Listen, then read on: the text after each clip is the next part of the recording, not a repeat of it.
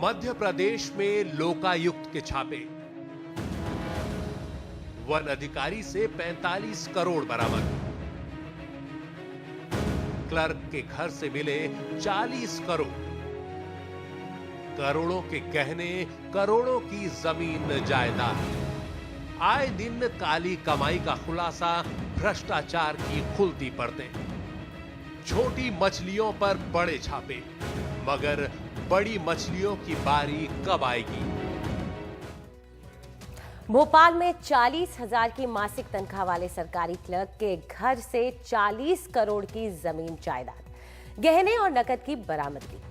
उज्जैन में एक वन अधिकारी के घर से करोड़ों की जमीन जायदाद, फार्म हाउस और होटल के कागजात के साथ साथ लाखों के निवेश के दस्तावेज। उज्जैन बिजली विभाग के सहायक इंजीनियर के नाम 20 बैंक खाते और करोड़ों की संपत्ति। ये कहानी है मध्य प्रदेश में फैले भ्रष्टाचार की। नमस्कार, मैं हूं अंजलि इस्टवाल और आज इसी मुद्दे पर हम बात करेंगे। इस भ्रष्टाचार की गंदगी को सबके सामने लाकर खड़ा कर दिया है मध्य प्रदेश की लोकायुक्त पुलिस के छापों ने। एक तरफ जहां लोकायुक्त की तरफ से की गई इस कार्रवाई से ये दिलासा मिलती है कि चलो कोई तो है जो इस देश में भ्रष्टाचार के खिलाफ लड़ रहा है, वहीं कई सवाल भी उठने लगते हैं, जैसे कि आखिर ये लड़ाई महज एक सरकारी क्लर्क या वन अधिकारी तक ही क्यों सीमित रह गई?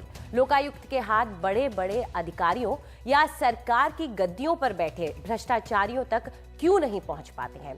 और क्या लोकायुक्त को मिले अधिकार और ताकत किसी भी तरह का बड़ा असर दिखाने के लिए नाकाफी है?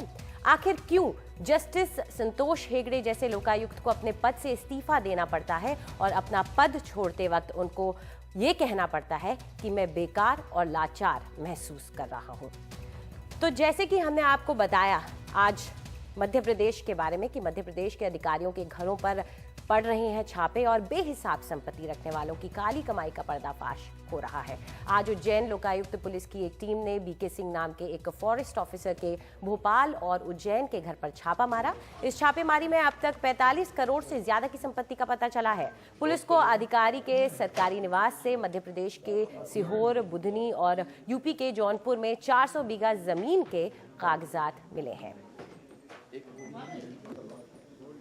तो जस्टिस पी नवलकर जो कि लोकायुक्त हैं मध्य प्रदेश से, उनसे बात की हमारे संवाददाता ने इस पूरे मुद्दे पर। मध्य प्रदेश में आए दिन होते लोकायुक्त के छापों ने हेडलाइंस बना रखा है। आज भी एक आईएफएस के यहाँ पे लोकायुक्त का छापा चल रहा है और हमारे साथ जुड़ रहे हैं मध्य प्रदेश के लोकायुक्त पी नवलेकर साहब। नवलेकर साहब, आपसे बात करें तो क्या अलग करता है मध्य प्रदेश के लोकायुक्ता को बाकी लोकायुक्त जो दूसरे स्टेट्स में, क्योंकि इतना एक्शन, इतने केसेस रजिस्टर कर रहे हैं आप, इतना एक्शन ले रहे हैं और कहीं नहीं देखा जा रहा है? सबसे बड़ा तो देखिए, अपार्ट फ्रॉम दी जो आदमी हमारे ऑर्गेनाइजेशन में काम कर रहे हैं उनके अलावा वो जो हमारा मध्य प्रदेश का लोकायुक्त एक्ट है वो जो हमको पावर्स देता है, वैसे पावर्स मेरे को दूसरे लोकायुक्त कानून में नहीं नज़र आ रहे हैं। और ये one of the major reasons कि अगर मेरे में अधिकार है तभी उसका उपयोग किया जा सकता है, अगर आपके पास अधिकार ही नहीं तो आप उसका उपयोग क्या करेंगे? तो ये मेरे ख्याल से ये मेजर फर्क है दूसरे स्टेट्स के लोकायुक्त एक्ट में और मध्य प्रदेश के एक्ट में। सर, एक फीलिंग है लोगों में कि लोकायुक्त अधिकारियों को क्लर्क, चपरासी, आईएएस, आईपीएस सबको अपने दायरे में लाता है, उनको उन पे चेक रखता है। बट जो अगर 2 साल के आंकड़ों की बात की जाए, 123 ऐसे मामले थे जो आप लोगों ने सामने लाए डिस्प्रोपोर्शनल एसेट्स के, लेकिन एक भी पॉलिटिशियन का नाम नहीं है, एक भी पॉलिटिशियन पे केस नहीं हुआ। ऐसा क्यों? एक भी शिकायत नहीं मेरे पास, एविडेंस के साथ में पॉलिटिशियन के खिलाफ एक भी शिकायत नहीं है। एक भी शिकायत ऐसी आए कि इसका ये इतना एसेट्स है, ये इसके इनके एसेट है और इनकी ये कमाई है, नॉन सोर्स ऑफ इनकम से इतनी कमाई होना चाहिए और इनकी ये एसेट है, तब उसके ऊपर हम जांच करें और जांच करके अगर उसको सही पाए तो उसके ऊपर फिर आगे कार्रवाई करें। सर, बीजेपी स्टेट गवर्नमेंट का भी एक अहम रोल है, तो वो कितना कोऑपरेट करती है आपके साथ? नहीं, ऐसे देखिए, गवर्नमेंट का तो कोऑपरेशन है, एक्सेप्ट जो सैंक्शन पार्ट है, सैंक्शन पार्ट में डिले होता है, वो अगर एक्सपीडाइट हो जाए अपनी तरफ से तो काफ़ी स्मूथली वर्किंग होगा। धन्यवाद हमसे बात करने के लिए। ये थे मध्य प्रदेश के लोकायुक्त जस्टिस पी नावलेकर। रिजवान खान के साथ भोपाल से सिद्धार्थ रंजन दास, एनडीटीवी इंडिया के लिए। तो जो सारे सवाल हमने उठाए हैं, ये सब सवाल हम पूछेंगे हमारे साथ कार्यक्रम में मौजूद हमारे मेहमानों से।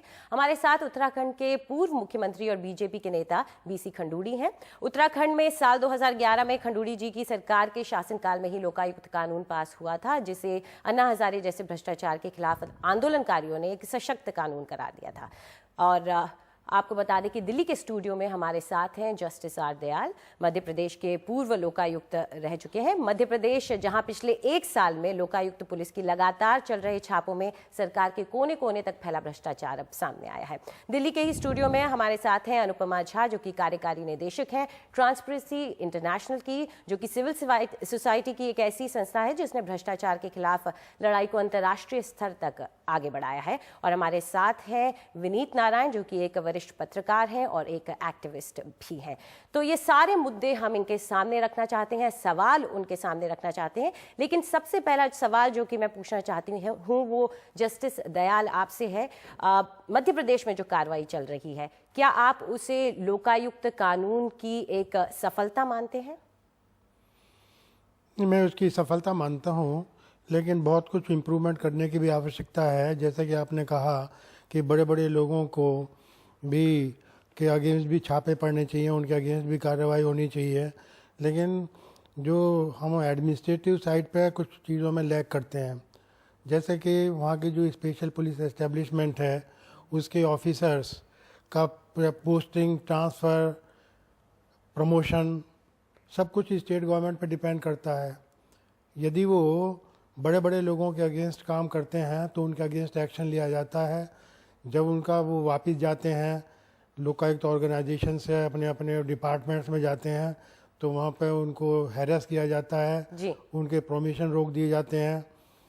तो इस तरह से जो ज़रूरत यह है कि लोकायुक्त ऑर्गेनाइजेशन के साथ में जो पुलिस फोर्स है वो भी इंडिपेंडेंट फोर्स हो। जी जी। खंडूड़ी जी, आपको क्या लगता है, क्या सरकारें जो है वो लोकायुक्त का जो पद है उसकी गरिमा का उतना ध्यान नहीं रखती हैं? अगर उनकी तरफ से कोई सुझाव भी आते हैं तो कई बार देखा गया है कि जैसे संतोष हेगड़े जी ने भी उस समय अपने पद से इस्तीफा देते वक्त कहा था कि कोई सुनता नहीं है, ये एक पद ऐसा हो गया है जिसकी ना कोई सुनता है और ना इसकी कोई ताकत रह गई है। क्या आपको लगता है राज्य सरकारें ऐसा करती हैं? अंजनी जी, मुख्य समस्या जो है वो हम शायद भ्रष्टाचार के मामले को, जो आज बहुत बड़ा कैंसर जैसा रोग हमारे देश में हो गया है, और ये दुख के साथ मुझे कहना पड़ता है कि अखबारों में आता है कि दुनिया में सबसे 4 या 5 भ्रष्ट देश में भारतवर्ष है, जिसकी पृष्ठभूमि सांस्कृतिक दृष्टि से बहुत अच्छी है। हमारे लिए बहुत दुख की बात। दूसरी बात यह, जहाँ तक लोकायुक्त वर्तमान में हैं जो प्रदेशों में, उनके पास शक्ति नहीं है। अभी आपके पास जो मध्य प्रदेश के पूर्व जस्टिस हैं वो बता रहे हैं, और मैं इस बात पर पूरी सहमत हूँ। हमारे देश में 43 साल से ये काम चल रहा है कि एक सख्त और अफेक्टिव लोकपाल बना जाए, वो नहीं हो रहा है।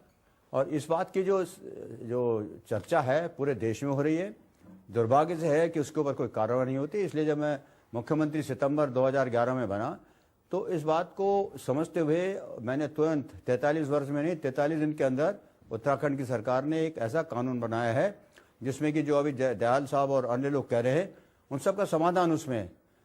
लोकायुक्त को एक पूरी इंडिपेंडेंट अथॉरिटी बनाई है, पूरी शक्ति उनको दी है, पूरी ताकत उनको दी है, इन्वेस्टिगेशन के उनको पूरी छूट दी गई है, और वो किसी भी प्रकार से केंद्र या प्रदेश सरकार के तहत नहीं है।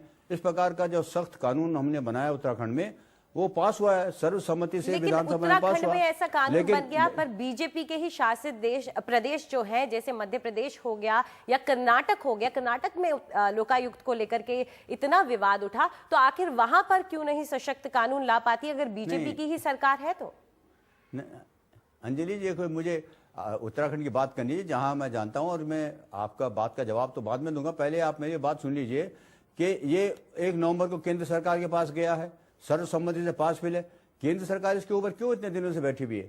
हम लोगों ने, जैसे अभी बताया गया कि जो कर्मचारी हैं, अधिकारी हैं, नेता हैं, वो नहीं है। उत्तराखंड के बिल में मुख्यमंत्री समेत सब लोग उसमें शामिल हैं, और इसलिए इस प्रकार के अगर कानून को केंद्र सरकार से तुरंत स्वीकृति मिलती, देश के अंदर संदेश जाता कि केंद्र सरकार भी इसमें मदद करना चाहती है। लेकिन संदेश आज ये है कि केंद्र सरकार उसको लेकर बैठी भी है। मैंने राष्ट्रपति महोदय जी को एक चिट्ठी भी लिखी थी बाद में कि इसको जल्दी निकालिए, नहीं निकलता है। तो आप कह रहे हैं कि अन्य प्रदेश इसके ऊपर क्यों नहीं बात करते हैं क्योंकि वो भी मेरे ख्याल में वो समझते हैं कि अन्य प्रदेश, खासकर भारतीय जनता पार्टी की जहाँ प्रदेश सरकारें हैं, वो भी समझते हैं कि इस करने से अंतोगत्ता कुछ होने वाला नहीं है। केंद्र सरकार उसके ओर बैठ जाएगी और उनके ऊपर अधिकार है कि वो साल 2 साल पूरे जीवन भर उसके ओर बैठे रहें। और इसलिए जो आप कह रहे हैं कि भारतीय जनता पार्टी की अन्य सरकारों ने क्यों नहीं किया, अच्छा काम करना। मध्य प्रदेश में जैसे अभी लोकायुक्त जी ने कहा उनको अधिक शक्ति दी गई है, लेकिन जो समस्या हमारे देश में है कि केंद्र में सरकार जो बैठी हुई है, आज मैं एक व्यक्ति विशेष सरकार को दोष नहीं देता हूँ, 43 साल काम चल रहा है और जब इस प्रकार की सख्त कानून बनता है उसको संदेश देश में नहीं जाता कि और प्रदेश भी उत्साहित हो और उसको करे। भारतीय जनता पार्टी ने हिमाचल ने एक प्रस्ताव पास किया है, मध्य प्रदेश की अच्छी तरह चल रही है, लेकिन जो प्रस्ताव केंद्र के पास है कम से कम उनको तो आगे बढ़े, उनको तो पास करें, तब तो संदेश जाएगा। केंद्र ने अभी एक कानून बनाया है जिसमें चर्चा अभी से शुरू हो गई है कि अधिकार कुछ नहीं दिए लोकपाल को। इस प्रकार के कानून बनाने से अंजलि जी कोई फायदा नहीं है।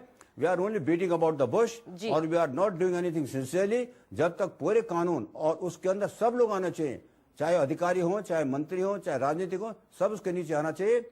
उत्तराखंड के हमने फास्ट कोर्ट ट्रैक दिखाए हैं और कहा कि 6 महीने के अंदर ये केस तय हो जाएंगे। इस प्रकार के संदेश जब तक देश में नहीं जाएगा तब तक ये भ्रष्टाचार का रोग खत्म होने वाला नहीं है। उसको सिर्फ टिंकर करने से कोई फायदा होने वाला नहीं है। India's #1 news app just got even better.